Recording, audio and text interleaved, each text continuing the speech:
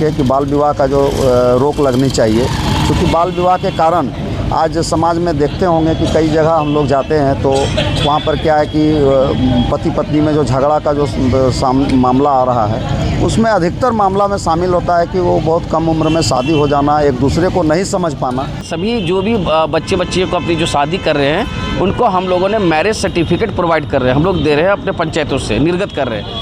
नमस्कार, मैं आपका अमन और द जोहार देख रहे हैं आप। और बता दें कि अभी बाल विवाह को लेकर के एक सभा रखा गया था। आइए जानकारी लेने का प्रयास करते हैं कि बाल विवाह को लेकर के क्या कहना चाहते हैं। यहाँ पे मुखिया जी मौजूद हैं, शिवनाथ साहब महेश लुंडी पंचायत के, और मुखिया सबीर जी भी मौजूद हैं। आइए दोनों से बात करके जानकारी लेने का प्रयास करते हैं। क्या संदेश देना चाहते हैं आज के सभा को लेकर? देखिए, झारखंड सरकार की जो ये कार्यशाला है, महिला सशक्तिकरण झारखंड सरकार के सुदृढ़ संकल्प का, इसमें बाल विवाह और डायन उत्पीड़न और दहेज प्रथा, समाज में कई ऐसी प्रकार की कुरीतियां हैं जो समाज को दिमक की तरह खा रहे हैं। इसको लेकर के यह कार्यशाला आयोजन किया गया था।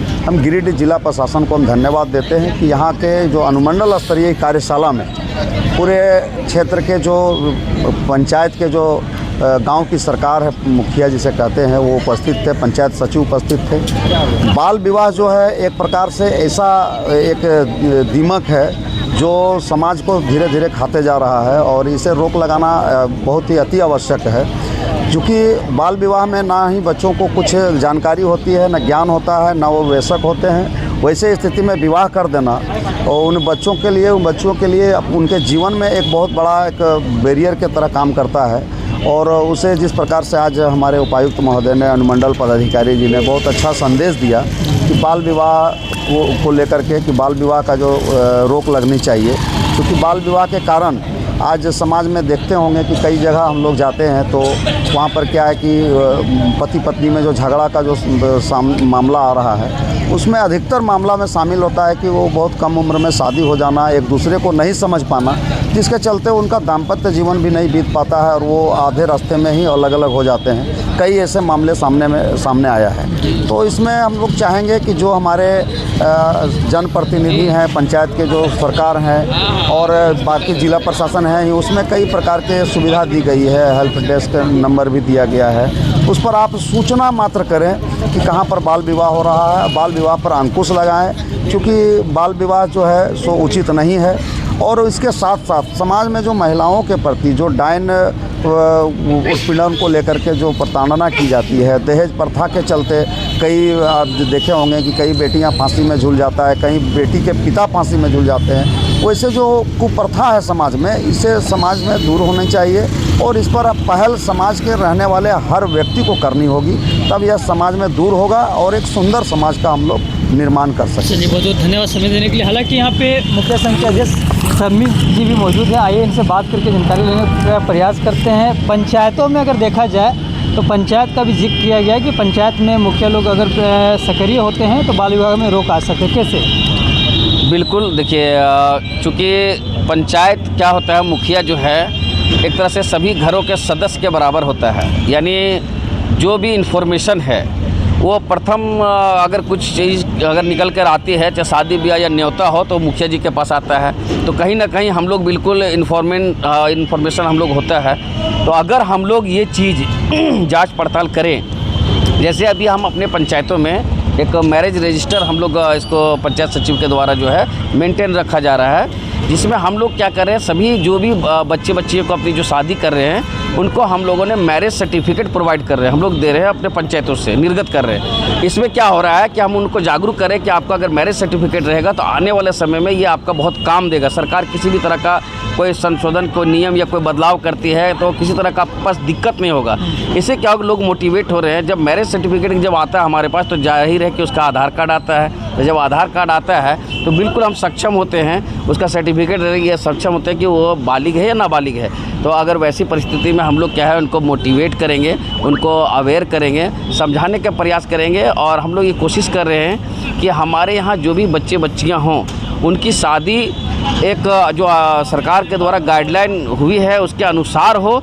दूसरा, वो परिपक्व हो जाए। देखिए, एक मेरा मानना है कि 18 साल और 21 साल ये सरकार की बाध्यता होती है कि वो सरकार एक निश्चित पैमाना तय करता है कि आपके इसमें आप शादी कर सकते हैं। लेकिन जब तक मानसिक रूप से, शारीरिक रूप से अगर हमारे बच्चे सक्षम नहीं होते हैं और वो परिपक्व नहीं होते, तो उनकी शादी ब्याह करना एक अलग तरह का जिम्मेदारी उसके ऊपर आ जाती है और कहीं ना कहीं विकास रुक जाता है। आज हम देख पा रहे हैं जिनका जो बाल विवाह से जो भी पीड़ित हैं, आज कहीं ना कहीं एक ऐसे जिसके अंदर एक, चाहे वो APJ कलाम बन सकता था, आज कोई इंदिरा गांधी बन सकती थी, आज कोई कल्पना सोरेन बन सकती थी, आज कहीं ना कहीं जिसके अंदर आज कोई IAS, आज हमारे जो तदासा मिश्रा है जो DGP है वो बन सकती थी, वो कहीं ना कहीं कुछ कर सकती थी।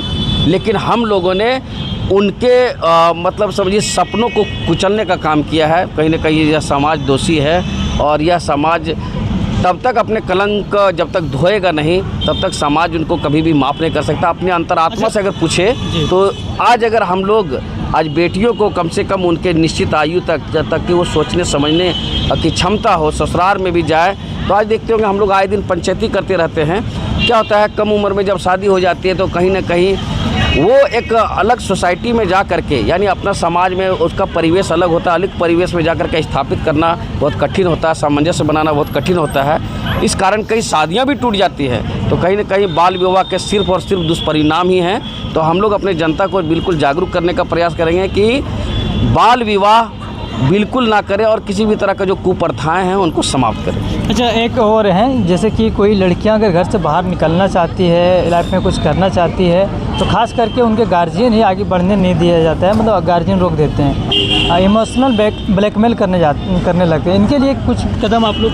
देखिए, हम लोग पंचायतों में बहुत सारे ट्रेनिंग प्रोग्राम का भी आयोजन करते हैं। हम लोग जैसे अभी देख रहे होंगे सरकार के द्वारा बहुत सारे ऐसे योजनाएं चल रही है जिसमें महिलाओं को जो है सशक्तिकरण को लेकर के उनको प्रशिक्षण दिया जा रहा है, आवासीय प्रशिक्षण, जहाँ सिर्फ महिलाएं रहती, बहुत सुरक्षित वातावरण में हम लोग प्रेरित करते हैं। और वैसी लड़कियां या वैसे लड़के हम लोग दोनों को, चूँकि बाल विवाह से पीड़ित सिर्फ लड़कियां ही नहीं है, लड़के भी होते हैं, तो कहीं ना कहीं हम लोग सभी को इस तरह से मोटिवेट करते हैं ताकि अगर वैसे जगह प्रशिक्षण जब प्राप्त कर लेते हैं और उनके अंदर कुछ स्वरोजगार होने लगता है और वो अगर उनके बच्चे को, अगर पेरेंट्स को लगता है कि नहीं हमारे बच्चियों के अंदर ये, मान लीजिए कोई नर्स का भी जो ट्रेनिंग है, अभी देख रहे होंगे कि स्वास्थ्य सेवा ऐसा चीज़ है जो हर गाँव कस्बे में ज़रूरत है। तो हम लोग ये सब प्रेरित कर रहे हैं। बहुत सारे हमारी बच्चियाँ ANM का भी कोर्स कर रही है, बहुत सारे हमारे बच्चियाँ सिलाई कढ़ाई बुनाई का भी कर रही है, बहुत से लोगों को हम लोगों ने मशीनें भी दिलवाई है।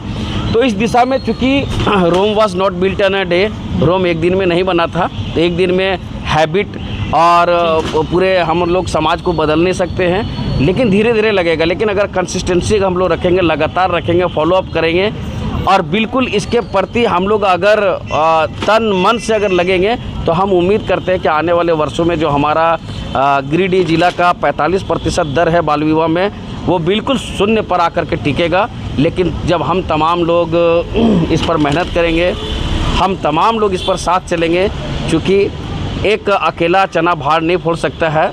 तो हम चाहेंगे कि आपको एक शायर के साथ कि मैं अकेला ही चला था जानिबे मंजिल, मगर लोग आते गए और कारवां बनता गया। इंशाल्लाह ये कारवां बनेगा और हम लोग बाल विवाह मुक्त गिरिडीह को मनाने में सफल होंगे। धन्यवाद। बहुत बहुत धन्यवाद। हालांकि बने रहें और आने वाले समय में क्या देखने को मिलेगा रिजल्ट बाल विवाह को लेकर के, खास करके जागरूकता अभियान चलाया जा रहा है और काफ़ी ज़्यादा मुखिया भी सक्रिय नज़र आ रहे हैं।